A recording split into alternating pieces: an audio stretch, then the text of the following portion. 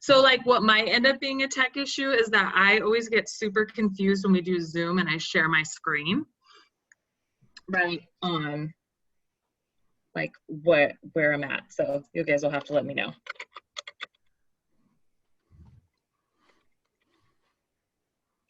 Alrighty. Okay. So guys, for those of you who don't know me, my name is Lizy Hoeffer. I'm a residential loan officer, have been in the Phoenix area since 2008. I built my business primarily through education, teaching real estate agents about difficult loan programs. And I've since changed my method to teaching the consumers and giving them all this information about difficult home loans and the process. And part of that journey for me has been taking this through YouTube, right? So is Kelly frozen on everybody's screen? Is that just mine? No, she usually leaves. It's all right. Okay, there we go. Okay, good. Alrighty.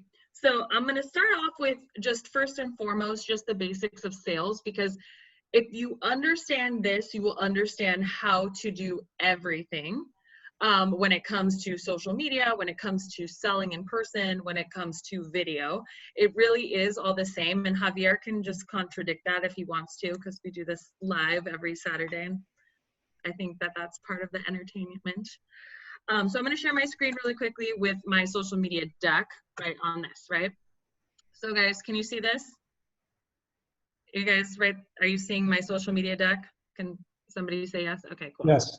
All right. So the very first steps whenever it comes to creating content, social media wise, video wise, you always have to identify your client's number one problem. Okay, so as a real estate agent, you're gonna think of, well, you help buyers and sellers. So that's one demographic, but really that's very broad. And if you keep it that broad, you probably won't help anyone. So Javier, when you were coming up with your avatar, so the person that you speak to in your videos, right, who did you come up with? Because this is something that you've been really working hard for me to nail down even more. Sure. First and foremost, hi. For those that don't know me, my name's Javier Vidana. I've been a realtor for about 8-9 years now, 7-8 years. I don't remember. 27 years old. And the last 2 to 3 years, I've basically been very successful with YouTube on not only generating leads, but just in general now growing to a platform where it's actually producing pretty good passive income for me, where eventually after next year, I'll be able to stop doing real estate and just live off of YouTube. So in regards to your question, Lizy, I think when you start any channel, a lot of people tend to just get spaghetti and throw it against the wall, right? And whatever sticks is what they're going to go with. The audience that I've personally focused on is not just first-time home buyers, but I envision a certain person every single time I make a video. And not like imagine their background, their worries, their fears, their concerns. What are they looking for? Why are they looking for on YouTube? And that's who I make videos for. And that's how I started off doing it. So for mine came out kind of similarly. So when I looked at all of the deals that I had closed, I basically looked at where I had the most traction. So for me, it was first-time home buyers, 300,000 and under, typically using FHA or VA financing, right? So that was my avatar, right? That's who I dealt with. And then I picked my favorite clients of them and I picture them and all of their questions whenever I make content for online, okay? So that's first and foremost. The second thing when you're creating content, right, is to provide a clear solution with your process, okay? This is one that I find, and Javier, you tell me, when I see people's content, it makes me cringe because basically they give everybody else's how-to. I think how-tos you can just straight up Google. Like if I'm looking for like tell me about the loan process, I'm probably just going to Google that and I'll find a better definition on Investopedia, NerdWallet, right, than I'm going to find in your video or your social media post, right? So what I always try to do is give people a process. For me, I talk a lot about how to figure out what you can qualify for in a home purchase. And I typically tell people, hey, you got to figure out a budget, make sure you're living on 70%, and then 30 to 50% of that 70% can go towards housing, right? that's a process. I've given them all the steps, but it's basically my process for how they're going to be successful. It isn't a step 1, step 2, step 3. It's, this is the best way to be a successful homeowner. Here are the steps to do it, right? The key difference is it's my process, my opinion, my expertise, right? And you cannot just Google my opinion, right? So I feel that if you're going to do a how-to, like a 1, 2, 3 step, you're going to bore your audience. And I don't think that that'll work. What do you think, Javier? So are you talking specifically video marketing or YouTube? I'm talking about every marketing. Okay. I think YouTube, I think everything. I think there's 2 avenues of approach here. So I think Lizy's most successful video is actually what you're not supposed to do on YouTube. So anytime you make a video on YouTube or any other content, you don't want to be used as a resource, because what do people do with resources? They go, they use them, then they leave them behind, right? So if you're trying to come up with the perfect video on the perfect explanation of FHA or conventional, or in her case, APR versus interest whatever rate. it was, then you're going to get views. But if we looked at her statistics, she has like 99% of it are not subscribed. So they literally watch that video and they move on. They don't subscribe. So you have to find a healthy balance of both. You want to give value and resource, but you have to incorporate some kind of personality or some kind of thing there where people actually, as the young people say, vibe with them, right? And then they actually want to keep learning from that person, not necessarily keep learning the same lesson over and over again. For video marketing though, if you have your own email marketing and you have your own little thing, then sure, that might work, but you never want to cross-pollinate YouTube and your video marketing, which I'm sure you'll talk about later as well. Totally. So I think it's the same, right? So part of the biggest thing, so if you guys ever go to my YouTube channel, I have like 48,000 views on a video called APR versus interest rate. And like, why most people are going to say, oh my God, it's 48,000 views. That's so awesome. It's super successful. The reason that it doesn't work is because it's something that you could easily Google. Right? I'm going to end up re-recording a video similar, and I'm going to say how to use your APR to shop your home loan. Right? Do you see how that's different than APR versus interest rate?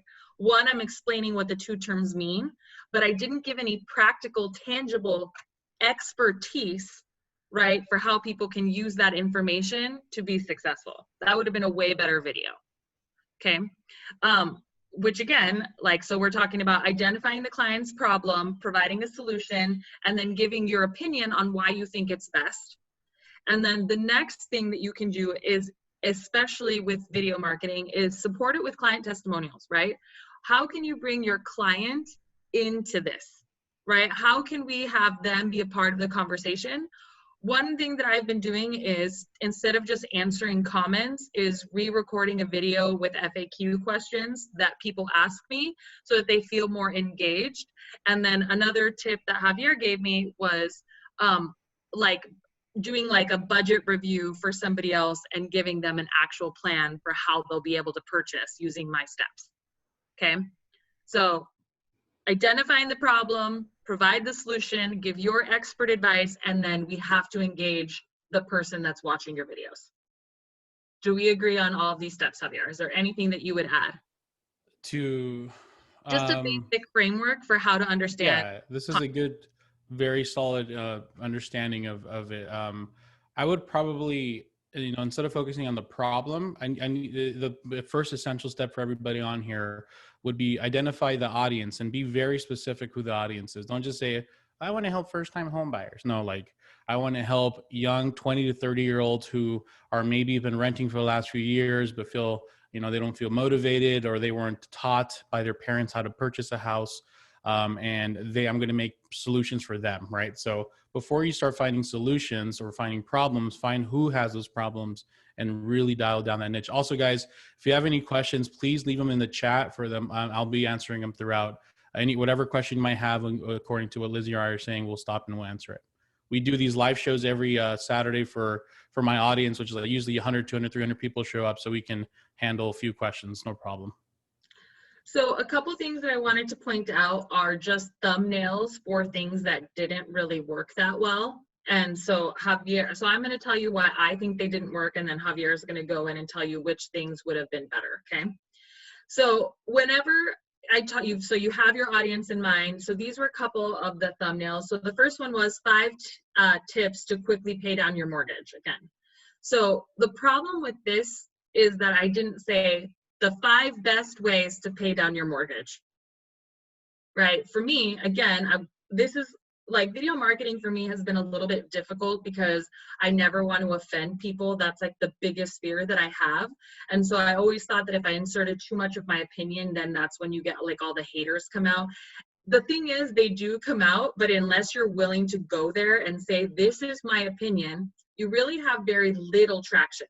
And all of these got okay views when it comes to just comparing yourself to other real estate agents and lenders, right? But none of them blew it out of the water, right? So on that one, it should be the best way to pay down your mortgage versus 5 tips.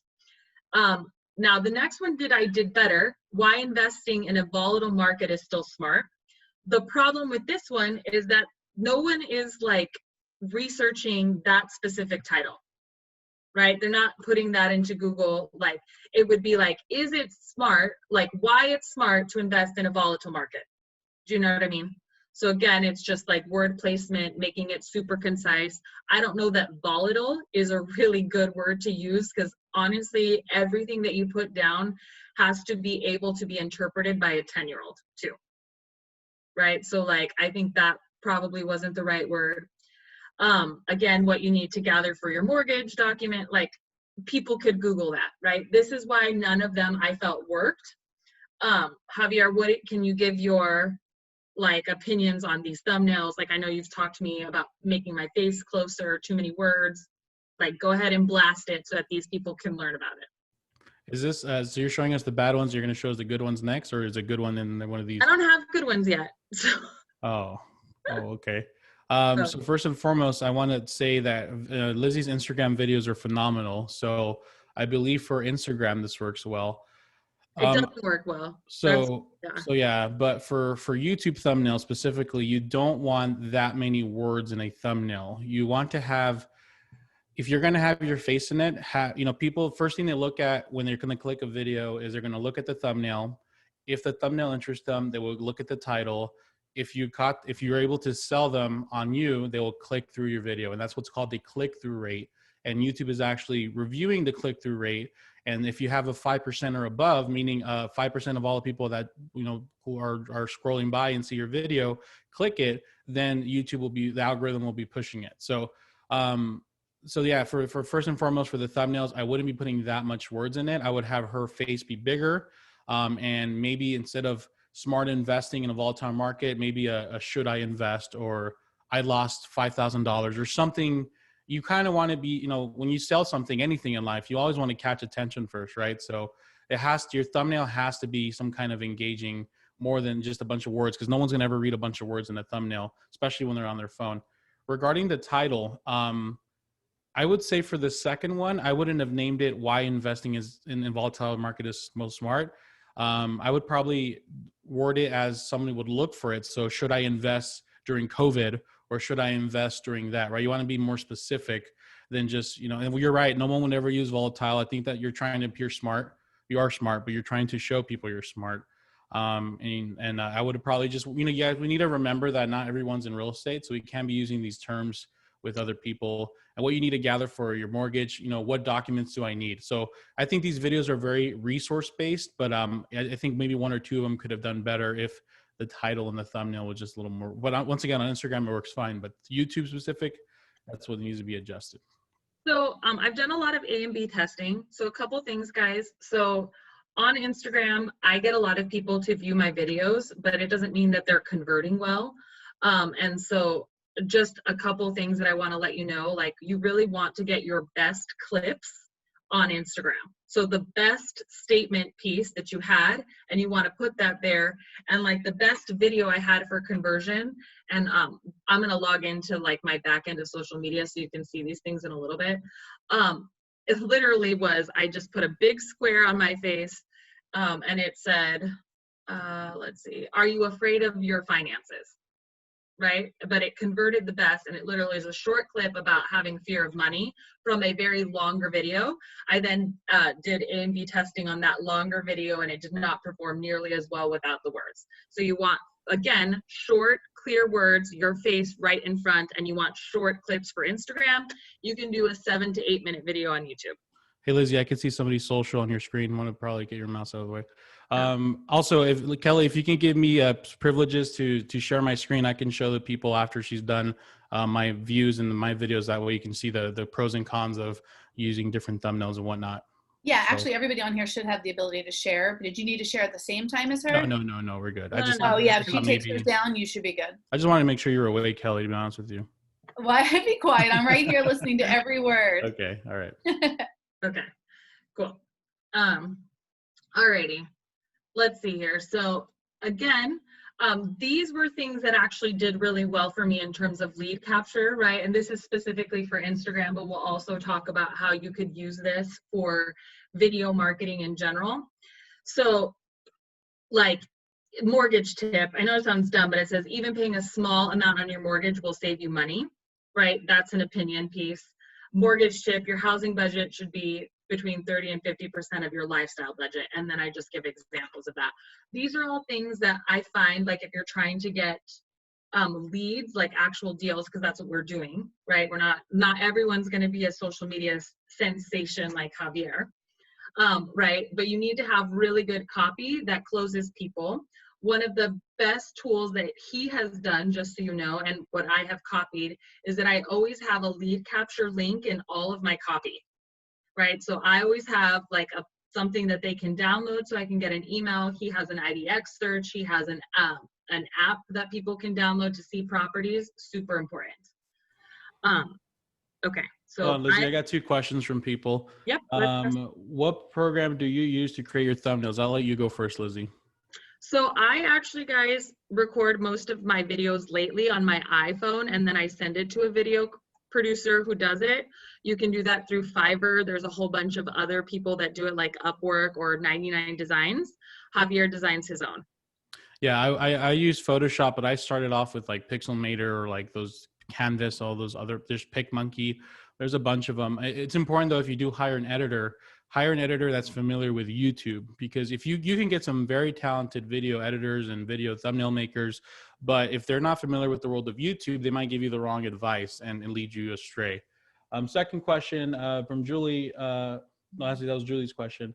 Alice's question is, so Instagram is the best to use. I have been on YouTube for years and get nothing from it. I personally think that it is a multiple approach, right? So I think people find you a variety of different ways. I get the majority of my leads from actual YouTube on Instagram because that's where people see that I'm the most active. But generally, I find that they have found me from like YouTube and followed me to Instagram. Instagram for me works because a lot of my sphere is on there, and it's an indirect way of constantly selling to them in video format. Yeah, I think 100%. You want to have both, but there's just 2 trains of thoughts. You shouldn't be sharing your YouTube videos on Instagram or your Facebook group. That's something separate. So I think you need to be both. If you allow me, Alice, I can actually I wanted to ask you. So if I'm on YouTube, I apologize. I turned my face off. I don't know how to get it back on.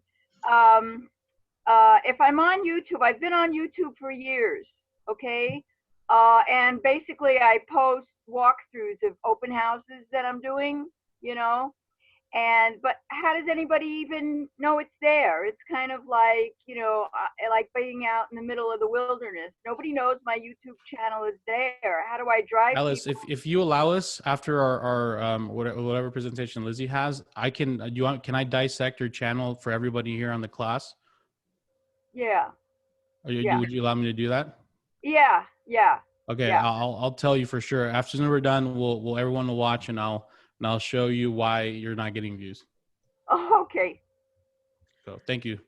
If anyone else wants it, we'll do it now or live. I don't mind. Okay, Alice, what's your channel name? Because we'll do it after. Let's do it after. Let's finish. You can do it after. Yeah. Presentation, Lizy. Well, so essentially what I was going to do is show you what I've just changed based on my coaching with Javier. And then I wanted to show you some channels that are really working. But I think that it'd probably provide the most value if we just dig into her channel, don't you think? Sure. Do you want to do it on yours or mine? I can do it on mine. So what I is, think just look up her There's name. actually, on YouTube, for some reason, I have two channels. One, if you put in my name dash realtor, then one channel pops up, and then if you just put my name, then a different channel pops up. But they're what is both your name? Elise Tartel. You have it there on the screen. I think she can see it. ALYCE Yeah. Oh, okay. Yes. space Tartel Tartel. TAR. Yeah. TARTELL. And then dash, I believe it would be dash realtor. Now let's just look up her name. Okay, so there's two of them. There's the first one says buying and selling real estate. So I guess that's the main real estate one. Okay, click the first one, Lizzie. Yeah. The first one with the big smile. Okay. Scroll down. Okay. So these are the videos. So her highest video, okay, is this one that says hiking with friends at Lake Links near Prescott. So Alice, who do you think is watching that video?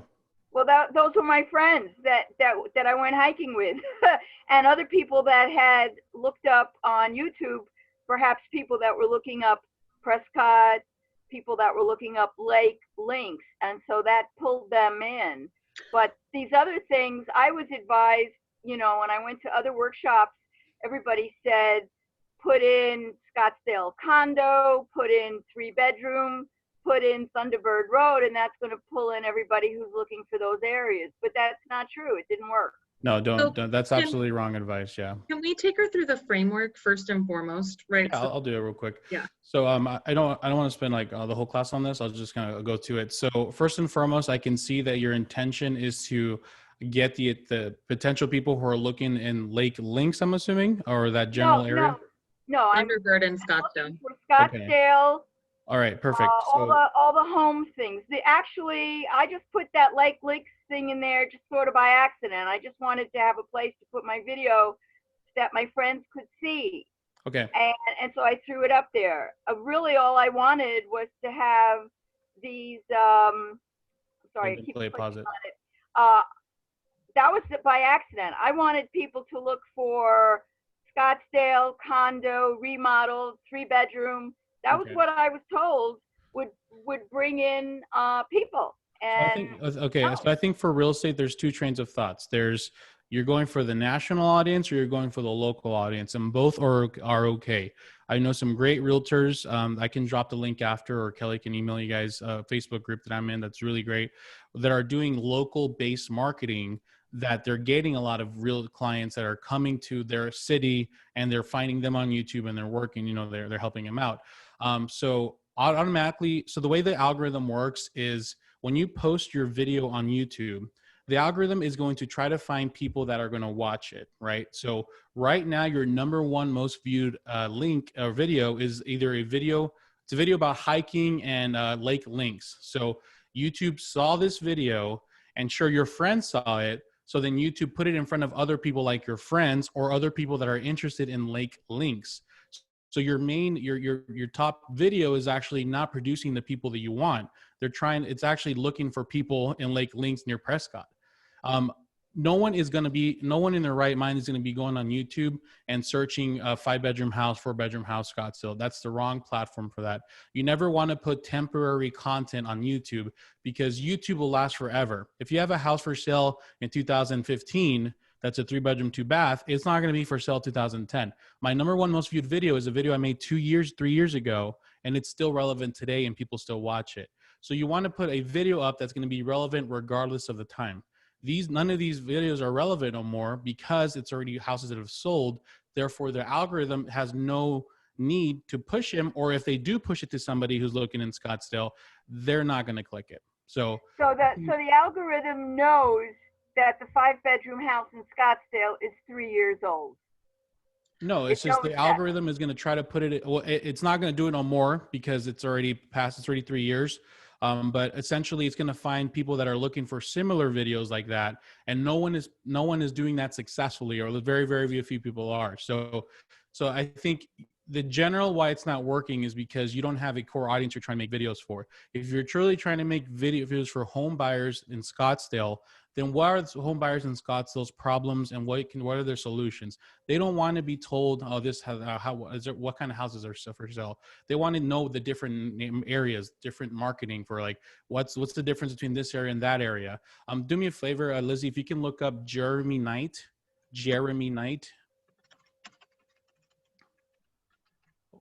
Yeah, click No, that guy. it's interesting. I just want to say, Javier, that I've gone to so many, classes at my brokerage, all about, YouTube video and all that stuff.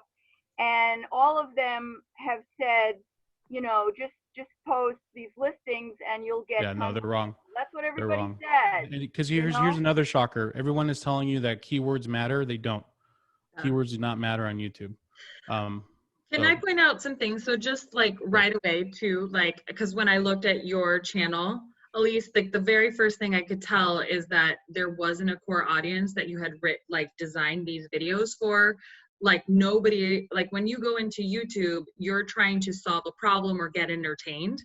And I don't think anyone is going to take what you put in your subject line and put that in to here. So like when we compare it to a Jeremy Knight, right? Click his channel so they can see. It's on here right now. No, that's the search tab. Just click. No, I know, but hold for 2 seconds, right? So like, all right, let's fight then. Let's go. I know, let's do it. So the very first thing that I see, right, are his most popular videos, right? And it says best under 500K neighborhoods in Austin. Do you remember how I said that you have to be able to give your expertise, right? So people want to know what are the best neighborhoods to live in Austin. Like that would be something that people would Google and they might put in a price range, right? So we see that it had 568 views and it was posted a week ago, and it literally is kind of the same type of content that you would put on there. Again, avoid buying a home in these Austin neighborhoods, right? So like those are the videos Lizy, click one of those videos so they can see what happens to your suggested videos. Pause it, sorry. Click one of those videos so they can see what happens. So the YouTube algorithm knows who the audience is. Now those numbers are not impressive. They're not. They're 600 to 1,000, but this guy gets 5 to 10 deals a month on YouTube just with these small amount of views and subscribers. They're not impressive if you're trying to be a YouTube sensation. A national, but on the national, enough to get you 5 to 10 transactions. Everyone screaming, beers on me. Exactly. Okay. Like, yeah, 5 to 10 is a way good, really good living. So this guy, I mean, could hit pause and then look on the right-hand side. Hopefully you don't have any embarrassing content. You guys, I love trashy YouTube, Okay, just like I love trashy TV. Scroll down. Just the first one. And she has vidIQ, which is why she has all of that. Scroll down. Okay. Automatically, the first recommended video, avoid buying homes. So automatically, the algorithm is picking up, oh, you're buying a house in Austin. Let me recommend another video. Go ahead and scroll up. That way we don't see the bachelorette drama. Can we show you guys something, right? Because the algorithm knows me so well, right? Here's one thing, right? I watch a lot of ETV and a lot of like real estate channels. So look at this. So the next one is his next video that he posted 2 weeks ago about literally the antithesis of what he's posting in this video. But the next recommended video is something in my genre. Yeah, it's something that the algorithm is trying to keep Lizy on the platform as long as possible. So they're going to be throwing things that she's interested in. So okay. The other thing is, because like truth be told, like eventually I'm going to go live in Kiowa Island in South Carolina. Oh, is that why that's there? That's interesting. That's why that's there. So I just want you guys to know, because I look at real estate, me personally, in South Carolina, but it says top 10 cities in North Carolina, but that's why that is there. Yeah, the algorithm can be your best friend and your worst enemy. So to go back to Alice, your algorithm is confused. Like, you know, it's the number one thing that people preach that they're completely wrong to is you never want to share your YouTube videos on your Facebook group, or you join a community of realtors that like and subscribe to your channel, because you're basically telling realtor, hey, hey, this is my core audience. So YouTube's like, great, we're going to put you in front of other realtors or other people that like this.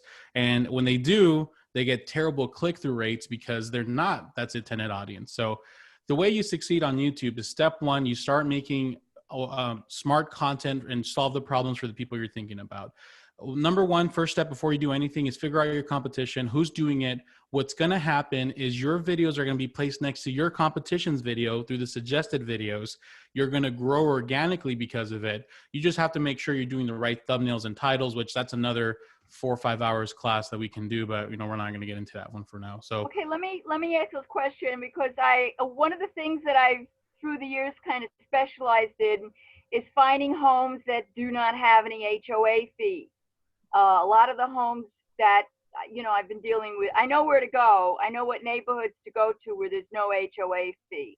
And would that be a good tagline for me? So, like how to find a yeah, home with no HOA fee? don't think of tagline. That's an old school marketing thing. Oh, So, okay, well, Thinking that's about the wrong the lead. word, but is Yeah. that a good subject? yeah. So then I think that's pretty smart. The audience here is people that are looking to either move to Arizona or buy in Arizona. And they're very passionate about HOAs here. They either love them or hate them. So I Right. think that's a great, you do the right thumbnail, you do the right titles, your first video will do terrible because the algorithm is confused right now. It's going to take a month for it to reset.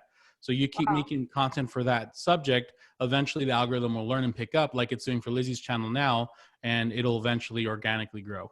And So I I think have to, but then I'm locked into that one No, then that's where you algorithm. get I into don't want to just buckets. keep repeating Yeah, about no. HOA fees. You get into buckets there, which is like another way, up so down the road. thing is, Elise, first and foremost, you need to decide who you're making videos for. Yeah. The people that you make videos for will have more than one problem.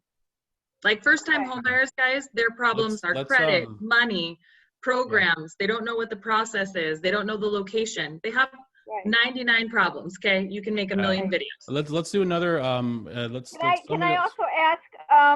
You said previously, don't cross-reference your Facebook, YouTube, and Instagram. I'm very confused. Aren't we supposed to be cross-referencing with all those mediums? So all of those mediums have different ways that people engage on them, and most people just share to every single platform, and that's just, you're killing your algorithm. All of them want, their number one goal is to keep you on their platform, because the longer you stay on the platform, the more the platform makes money. So when you share and direct them to, they actually shrink the amount of audience that you're going to see, not to mention that people engage differently. So like people on Instagram aren't going to look up real estate tips. They typically want to see a behind the scenes, an opinion, motivation, beautiful photos. Okay. On YouTube, they're looking for opinions and entertainment, advice, right? On Facebook, people are looking for community. They're looking for products. Like this type of information, I think is also better suited for Facebook if you're trying to get leads. But just know that Facebook is a pay-to-play place. And so if you want your content to be seen, you have to pay money there, right? Like it's the most expensive platform, even though I think you have the most success there. All right, Elizabeth, do you want to answer another, review Oh, someone I else's do. channel, or do you have somewhere else to You take it? gotta answer some other questions, okay, honey? Okay. All right, yes. So Julie Welch has a channel called Arizona Real Estate Talk Show, which is very interesting because I feel most realtors, when they start doing YouTube videos, they go for the real estate show, the Arizona show, that stuff like that. So if we can find her, we can do that. Is this Guys, her? if you have any other questions, for Julie Welch said, Oh, hold on. what about compliance for agents? Do you have any tips on what we need to do to avoid violations with MLS and broker compliance? I'm going to say talk to your broker about that one. I think that's more relevant to if you're giving like specific details of the property. As long as I'm sure somewhere on the description your license number and everything is there, then because you have to separate the realtor versus you as a person, right? So if you as a person wants to make videos about something you're knowledgeable about and you're not specifically including properties, then as long as it's able to be found, I think you're fine. But once again, talk to your broker. Is that her right there, the top one? No, I couldn't even find her. It's not under my name. It's under Arizona Real Estate Talk Show. Okay, sure. So quick question for you, Javier. Yeah. I personally think that you need to have your name in this, just so you know, because people will search you. So like my number one search feature, guys, is my first name, my first and last name. Same. And that's because clients will Google me and they'll find my YouTube channel. Well, let's So check the video. Maybe it I think depends it's on the important. resource. No, but she has 9 subscribers with 14 videos. Like I don't, What's your intention with this channel? So this is for a team. This is not me as an individual. This is a team that I work with. So there's multiple videos. That's why it's not just my name. Click videos and most viewed.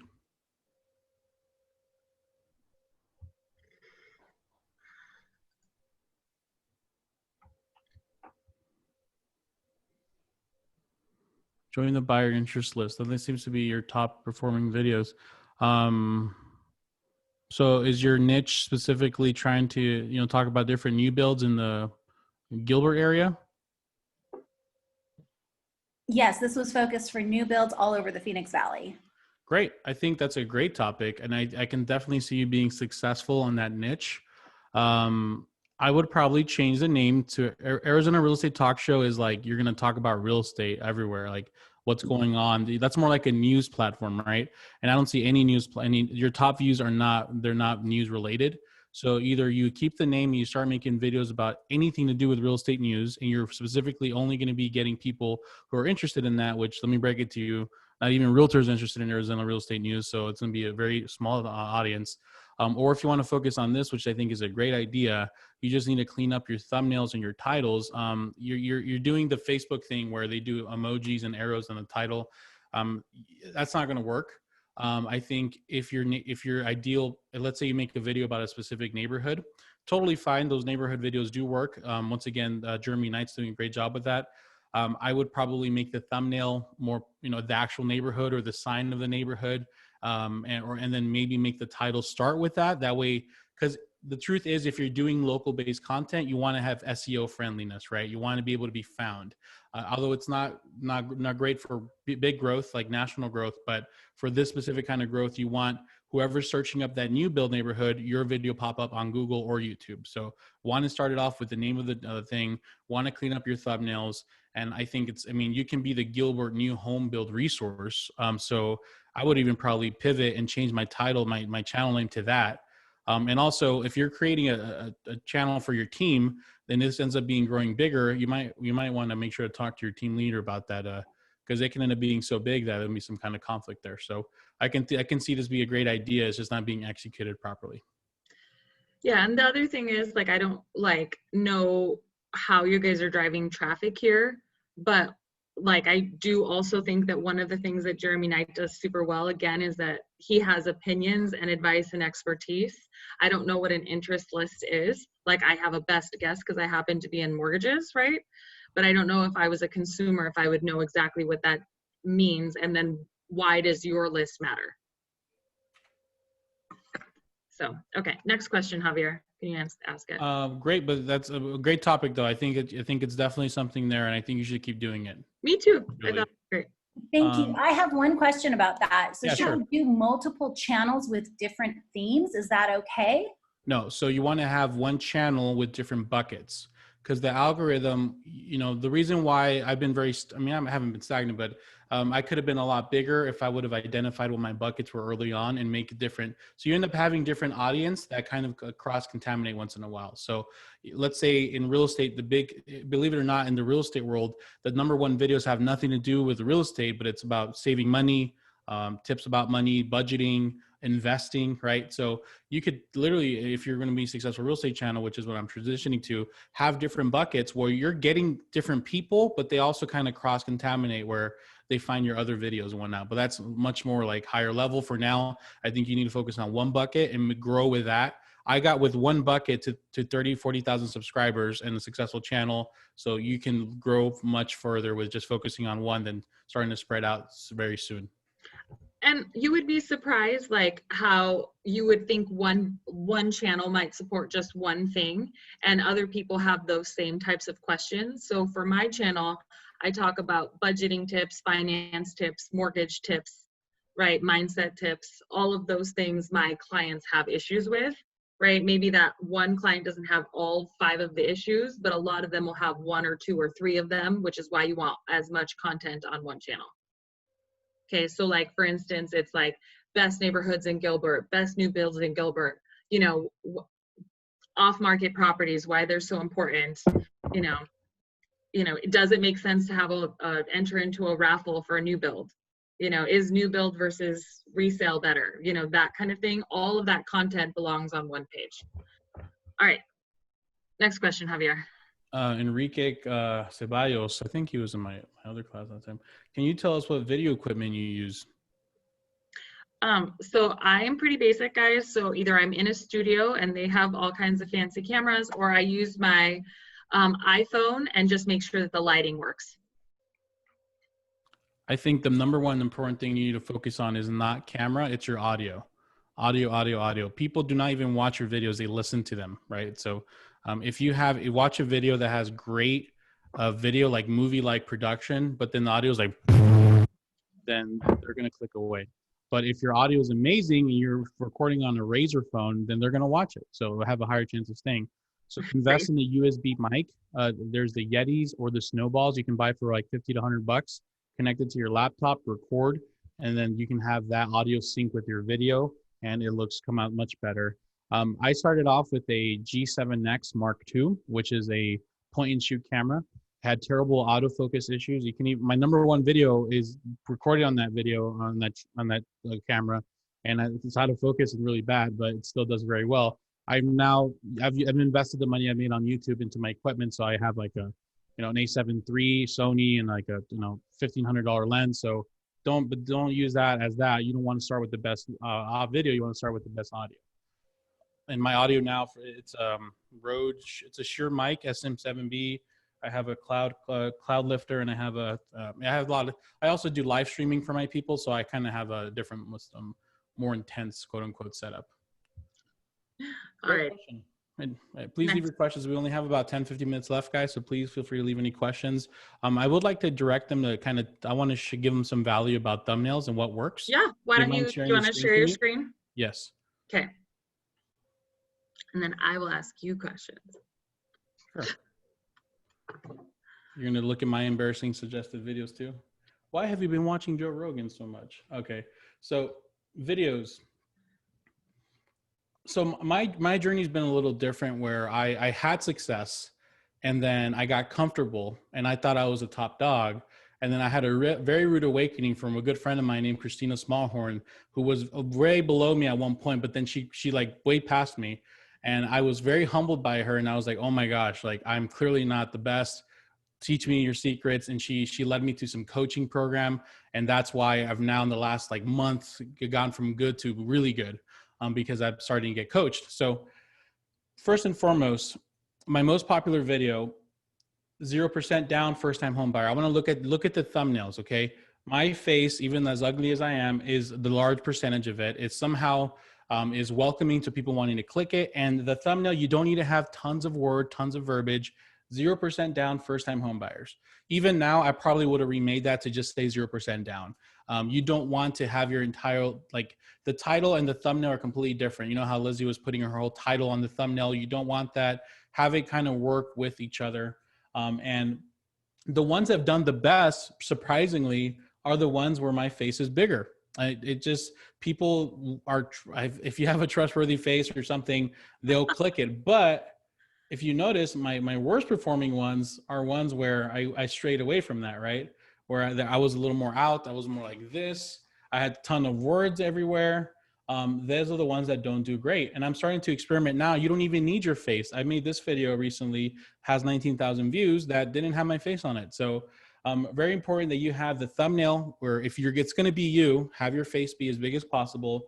Have very key words on the thumbnail or none at all. And you want to make sure your title is searchable, but also relatable. Here's the secret to my success. People think like I'm this, special person. I'm not special. I got really lucky. This video got suggested with other videos that were doing very well.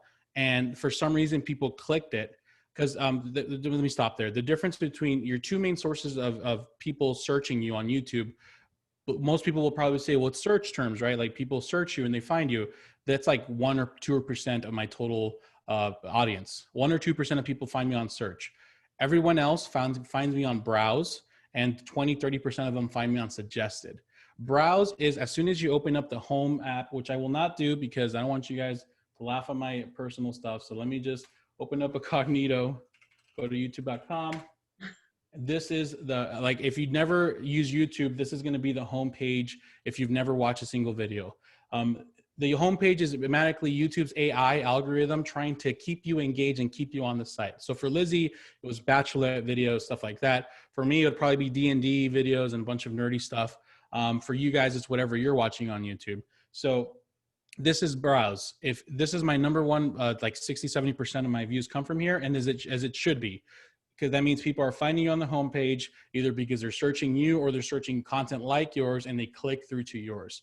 Suggested videos, on the other hand, if you click a video, you're going to see all these videos here. This is suggested. You want it, you know, it depends. You can either be highly searched on suggested or browse. The main difference here is suggested is really great when, like, for example, me, to grow your channel, because a lot of people were watching this guy called Matt Lane's video, and I popped up right next to him. As a matter of fact, I bet you, oops, sorry. If I look up his video, I'll pop up. I hope I'm right, or else I'm gonna be very embarrassed. Videos. He has this video that's done very well, and I can, I mean, I'm not gonna show you, but he's the number one reason why I've gotten a lot of traction. It's an exciting time in your life. There I am. It used to be that I was like the top 5 here, but there's been more people making videos now. But that's why my videos have been pushed so much. Initially, that first few months is because I was making the right thumbnails, the right titles. They were getting put to other people that are doing it better. And then that's how I started growing my content organically. So right now, the AI, for some reason, really likes this video. I made this video a year ago. It had like 5,000 views a month ago. It got over 40,000 views in the last month, just because the AI started picking up on liking it, because people are clicking it and it's noticing, and it's now recommending that instead of my other videos. So that's how, where was I going with this? So anyways, browse is your number one, suggested should be your second, and search terms, key terms do not matter. Just make sure your thumbnail and your title are clickable. I have no idea where I was going with it, but I know there's some value there somewhere in there. All right, guys, I want to open it up for questions. If you guys have any questions for me or Lizy, now's a chance to ask them. I don't see any questions there. Feel free to make your unmute yourself too, so you can, everyone except Corinne win, please. Is Corinne on here? Yeah, Corinne's on here. She was on here. I don't know if she's still on here. I used to work for Corinne's team like years ago, guys. That's why I told her, not her. All right, guys, we'll leave the floor to you. Did you have any questions for me, Lizy? Yeah, I think that a couple things I want to ask you. So like, right, we got to see a couple people who were honest, like amazing enough to share their YouTube channels with us. But what do you think like is the biggest thing that you wish you could have told yourself at the very beginning of this journey? Great question. I wish I would have not done intros and outros. And my second thing is I wish I would have understood the curve of good content, of basically the plot curve. If you've never know what the plot curve, it's like, it's like, intro and then building anticipation, then climax, and then resolution or something like that, right? I wish I would have understood that a lot sooner, instead of just releasing the good stuff in the first few minutes of the video and then have people click away. The reason why I say those two things is because your average duration of view, or your percentage of reach, it has a lot to do with the AI. The YouTube AI will love you if you have over 50, 60, 70%, and they'll promote your videos more because you're keeping them on the platform longer, and they get to make more money off the people. That's basically how it boils down to. I used to make these long intros like, hi, this is Javier with my home group. I'm your real estate guy here in Phoenix, Arizona, helping you accomplish your home goals, blah, blah, blah, blah. And people would comment on there saying video starts at 1 minute, 2 seconds or something, right? And I used to just think, oh, they're haters. But the reality is I had a lot of people click away because of that. And then I used to do the super long outro where it was like, hey guys, thank you so much for watching, da-da-da, blue, boom, boo, blah, blah, whatever. And then what happened to my percentage, YouTube shows you a chart. What happened is it would start off really high, and then it drop. And then towards the end, not even towards the end of the video, just the outro, it would just leave like a minute before. If I had not done those, I would have had a higher percentage of viewer duration, and I probably would have been boosted even more by the algorithm. So those are the two things I would have adjusted. Other than that, and probably lose some weight, that would have helped. Julie Welch, what is the preferred length of video? Shorter or longer better? It's a great question. It doesn't matter. YouTube, people watch 3-hour, 4-hour podcasts on YouTube. People also watch, longer. I would say don't stretch out the video longer than it needs to be, as long as you give valuable content and you follow that plot curve I was telling you about. You do an intro, you catch their attention, you give some kind of conflict. You don't give the answer of the video yet. Towards the end, give the answer, and then try to keep them engaged throughout, essentially. So I think that it depends on the platform that you're going on. So like on Instagram, people don't really want to watch a super long video unless it's a live. I think people on YouTube have a different like attention span. So but I would say that it doesn't matter how long your video is, so long as it's engaging and interesting. I disagree with you. I don't think people have shorter or longer. I think there's different audiences. But anyways, we agree to disagree. Well, it just depends, guys. So like think about what you do on Instagram. People scroll on Instagram. Yeah, that's true. Right? And people like go typically on a computer on their phone to like watch a video. They know they're going to be watching content when they go to YouTube. So it's just completely different mindsets and completely different things. And I've actually seen in terms of like actual lead conversion, right, the difference there. Patrick Russi, is YouTube paid advertising worth doing? I can't tell you from personal experience. I've never done it myself, but I've known of people like Matt Lane who he does like more local based content now. He does a combination of both national and local. So his local based content, let's say when he has a new condo for sale in Arlington, he'll do like a funny video that's like a skit. Let me see if I can show you guys. He'll do like a funny skit and then he'll put paid advertising behind it. And I don't know if it necessarily will sell the house, but it shows their sellers that they're actually, his video marketing is helping sell it. I'm sure it does help. Let me see if I can share it real quick. Yeah, like he has this video where he does a parody of, what is that movie with Adam Sandler, the golfing one? I don't know. Filmer? Yeah, so he did this video about his listing, but he started off with that as a little parody. It also has one of like him in the 80s or something like that. So you can combine both. You can do local and national, but he does do the opposite of what we told Alice, but he does it in a creative way where it actually, people have an audience for that because they like him. They like him as a person, so they're going to buy from him. Hey, this is a really good channel for you, Elise, to look at, Matt Layton, right? Because it seemed like he had a lot of content that was similar to yours. And then as far as why you don't want to direct your Facebook friends to look at your video, so there's two rules of thumbs here. So basically the algorithm will decide whether or not those people are people that really want to watch your channel. And a lot of times with Facebook is that our friends and family think that they're being really supportive and will go and like our video and will go watch our video, but they're not our clients. And so it confuses the algorithm, right, between actual clients that will purchase from you and search you between people who just want to be polite and support you. So one positive impact is I do a lot of marketing to my database. It's very helpful, right? I used to direct them directly to the YouTube page, but it did stop the growth of the channel a lot. Like, yep. I think that's one of the biggest mistakes that I made was not letting like it be organic. Yeah, so she was like hundreds of thousands of people. Sorry, what's up? My database, I have a database from my website. I have a database on my website that sends out monthly newsletters, etc. And in my monthly newsletter, I would like to direct people to a video of me talking about a subject of the month. So where should I put that video? So to kind of piggyback off Lizzie's point, then I'll answer yours. Lizy has, if you think you have a good database, her database is like, I can't even imagine how much people she has.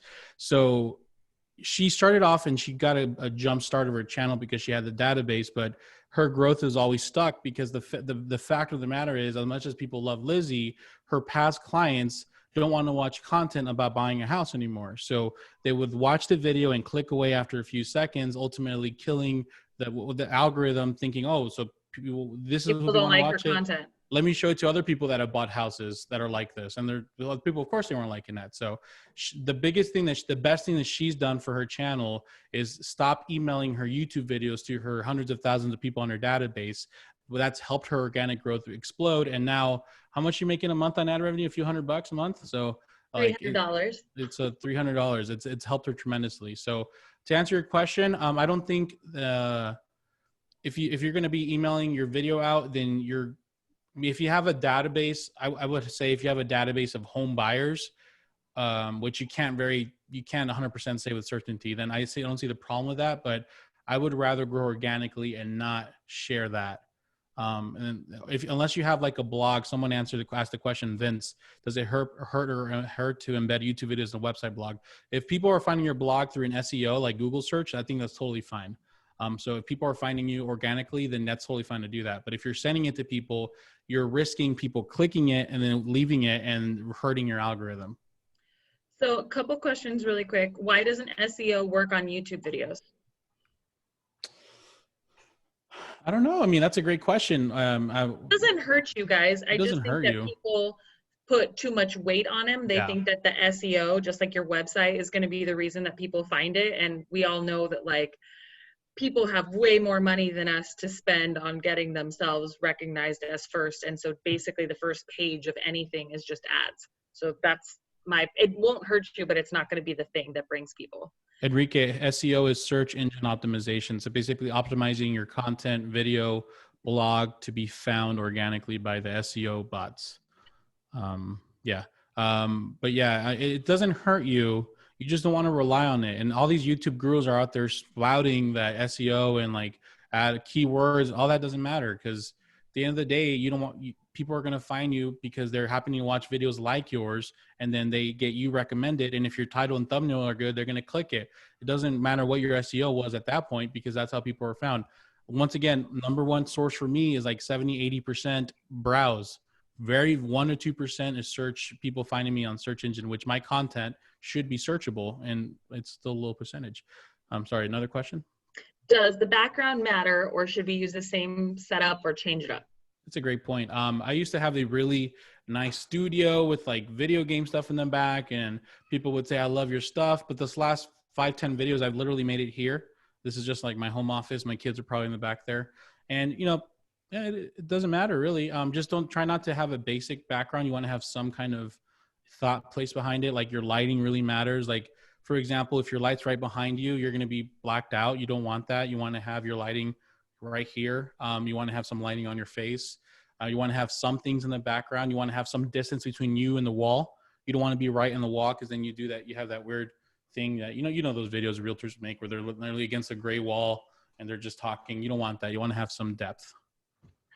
Okay. And then once a channel is big, is it wise to monetize to make extra money? You should answer this one because you had this struggle. You didn't want to monetize for the longest time. Oh, I know. So basically, I have never had any goal of being a YouTube person. I primarily do this as a resource to my real estate agents and to clients. But one of the biggest mistakes that I made is I felt like I would be a sellout if all of a sudden I put ads on my videos. I was like, oh my God, this is too much sales for me. And YouTube won't push out their videos because if they're not making money, like they're not going to help me make money, right? So if you want your channel to grow, you have to monetize. I didn't monetize until I had 4,000 subscribers. And then like literally in 1 month, I grew by 500. I monetized the minute I got 1,000 subscribers because my long-term goal was to get out of real estate and do YouTube full time. So I had no shame in my game. And one or two people said, oh my God, when I did it like years ago, oh, I missed you when you didn't monetize. I immediately got 5 people before I were going to respond. 4 or 5 people responded saying, dude, he's a YouTuber. This is what they do. Like, don't hate on him just because you can't skip a video. Right. So I think 95% of the audience on YouTube understand how it works. They watch free, valuable content that saves them thousands of dollars. And all you got to do is click skip ad. Not a big deal. The 1% that gets upset about it is somebody that you probably didn't want as a fan anyways. Yeah. All right. So we're an hour in. So where do we call guys. it? So yes, so if you found value from today's class, I'm going to remind you that I am a loan officer and not a YouTube person, and I need your referrals to keep me in business. So I would love if you guys considered us for your next transaction. And I just also want to say thank you, Javier, for joining me today. He's one of my best partners. I know he's a YouTube sensation, but the guy also closes literally almost 10 deals a month. So great wealth of knowledge. Thank you so much for sharing your time with us today. No problem. I don't have anything to sell, guys, but just follow me on Instagram.